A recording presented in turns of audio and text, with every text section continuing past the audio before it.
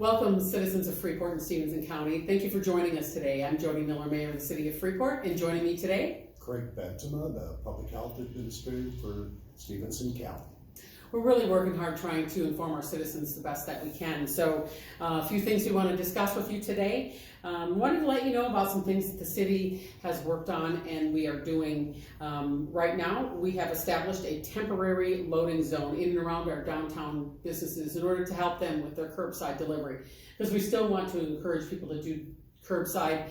We really want to encourage people to invest back into their community and help small businesses however they can. So being able to avail yourself, quick in and out access, we're trying to do our best to be able to make those things happen.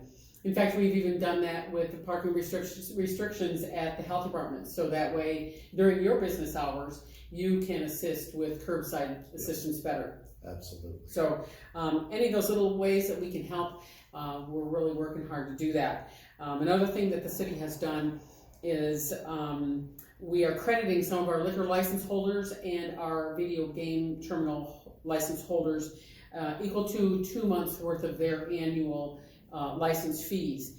And also we had put in there that when it comes due in July, then they'll be paying 10 months worth instead of 12. So just little ways that we're trying to help stimulate the economy ourselves. So I don't know, is there something specific that you want to talk about in that, Craig? I would encourage people to continue to utilize businesses. Yes. It's not every place is closed.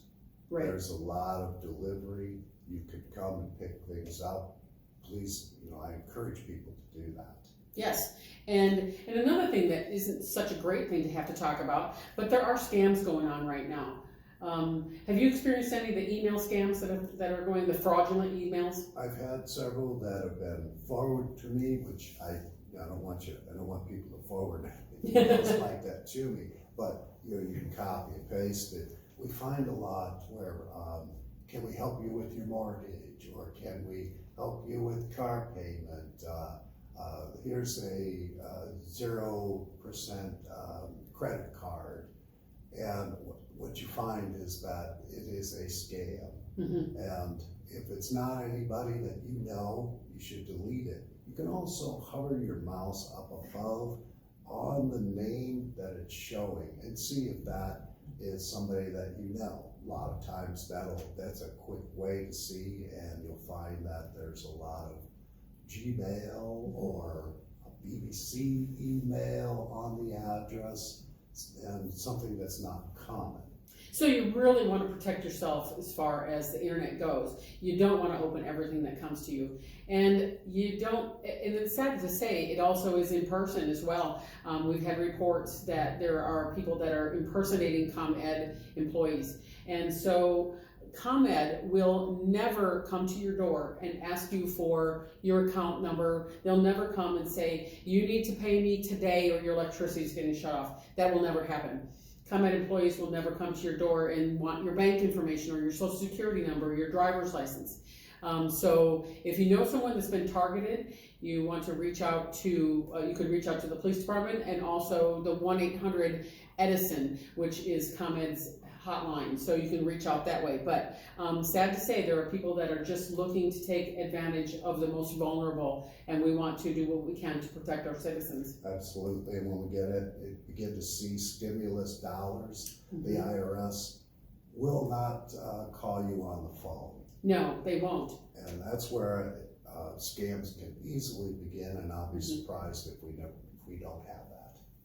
Right, and I'm really looking forward to hearing what people will do with their stimulus checks and how it's really helped them to be able to pay rent, pay mortgage, pay different things. So I'm looking forward to see how that's impacted the community as well. So another thing that I wanted you to talk about, Craig, is about calling your doctor. What do you think about that aspect of keeping in touch with your physician? That's an absolute necessity. I mean, if you're not sick, okay, I understand not calling your doctor. Mm-hmm. But if you start to feel symptoms, you can call your doctor. But what's also unique is FHN and Monroe Clinic have a virtual symptoms doctor, I'll call it. But you can go through and you can run through your symptoms and it's a screening tool, and they'll see it, and then they will respond to you. But the biggest thing is to call, don't just show up. So you don't want to just walk into the ER or walk into an immediate care facility. You want to call first. And people should also know that it isn't just about COVID-related things. If you generally don't feel good, if you have an issue with diabetes or a heart issue, you don't want to avoid going to the doctor. You want to be sure and take good care of your health as a whole. Absolutely, and what we've seen in one of our many meetings that the FHN has set up, the testing sites outside of the hospital, and we were, all three of us work well together. And we have an understanding about where to go. So when they have testing, that doesn't mean you just go there and I want to be tested. You have to contact and get an appointment first. Yes, so all good ways to be able to help out the community in health, safety, and welfare. So once again, thank you for joining us. We appreciate it, and again, when everyone does their part, we'll get through this together. Thank you.